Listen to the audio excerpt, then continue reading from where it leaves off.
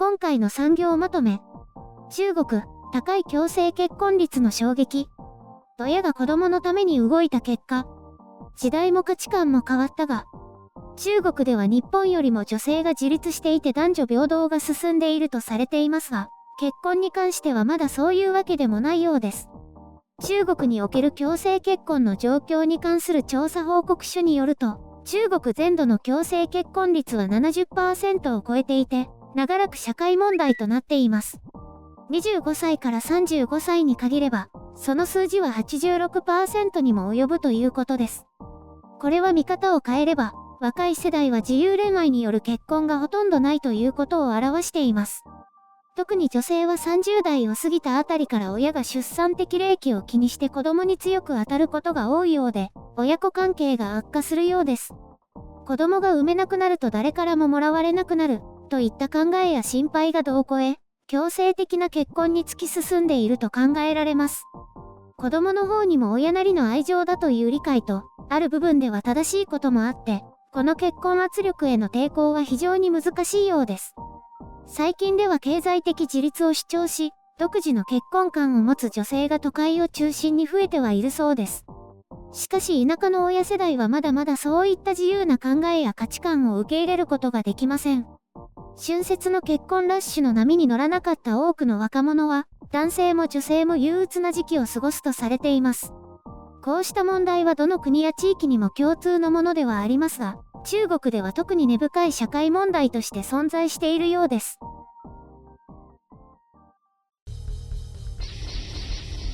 編集書簡。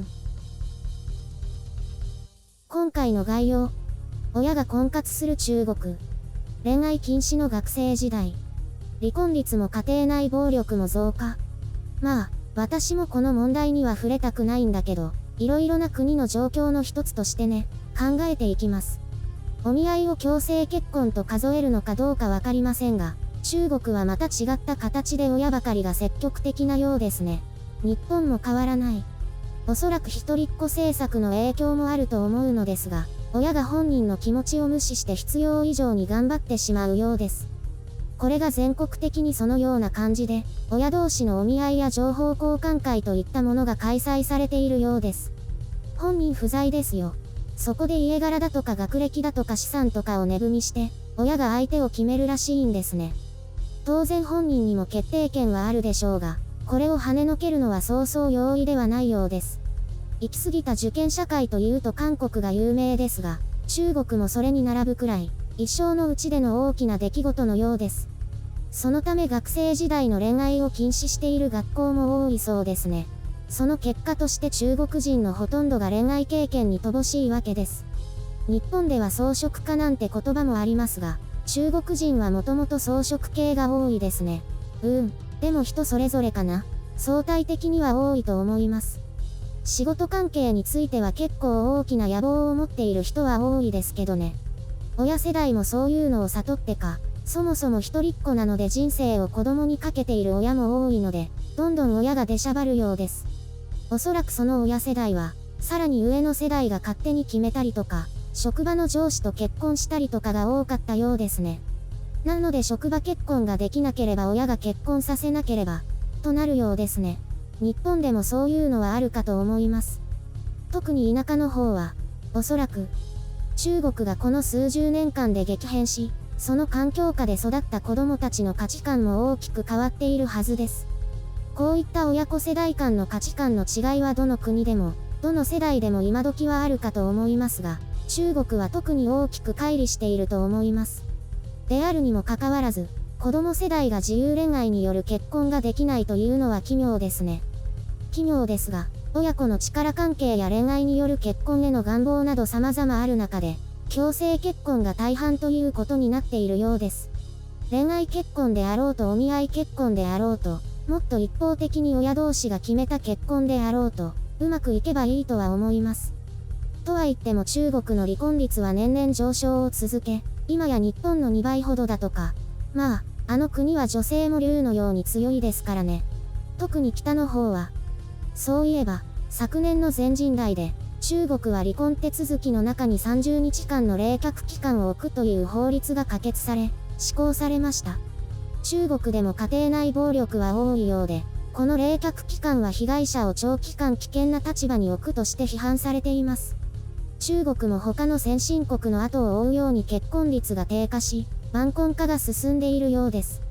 それを強引な親の力で低下を食い止め、晩婚化を食い止めているにもかかわらずこうした状況。男女とも独立意識が強く、独身の暇である国ですからね。一人っ子政策を解除しても人口は増えないかもしれません。ちなみに私は親にはやんわりとしか言われたことはないですね。いい人がいたら考えなさいね、みたいな。まあ、いい人がいたらね。30歳目前で周りがそわそわし始めて、無理やり30歳になる前に結婚した人とかたくさんいたけど、それを過ぎればもうなんてことはなかったかな。中国のように、親が連れてきたお金持ちと結婚するくらいなら、このまま一人でもいいかなって思うけど、複雑ですね。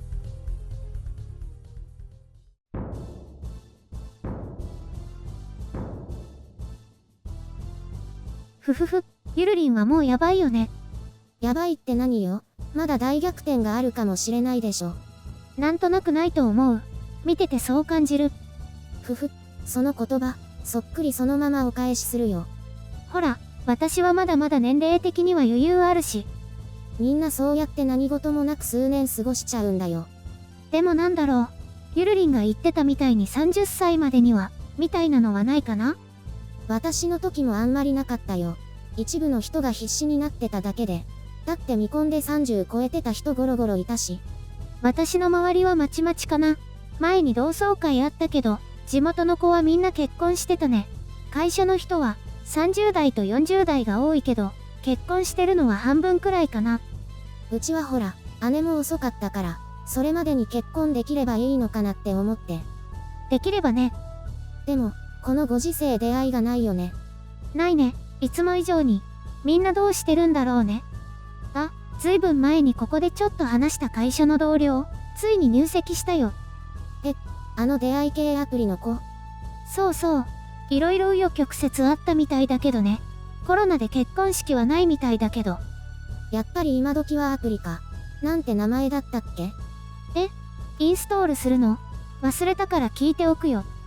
まあ、今はあまりに忙しすぎて恋愛って感じでもないけどね。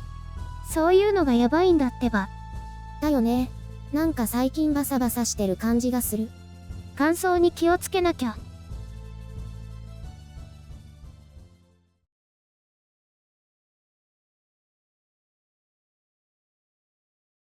数ヶ月に1回ほど、たまにランチするフィリピン人の友達がいるんだけどね。なに急に。知ってる？フィリピンって離婚できないんだよ。またそっち系の話？世界中でバチカン市国とフィリピンだけらしいよ。離婚という制度がない国。宗教的な結婚だからなのかな？とにかく法律で決まってるんだって。へえ、大変だね。って大変どころじゃないよね、これって。浮気されても離婚できないから悩んでる妻はいっぱいいるらしいよ。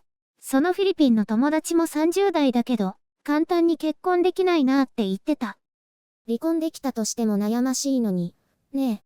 どうしても離婚したい場合はどうするの？って聞いたら、相手に永久に失踪してもらうしかないね。ふふふって言ってたよ。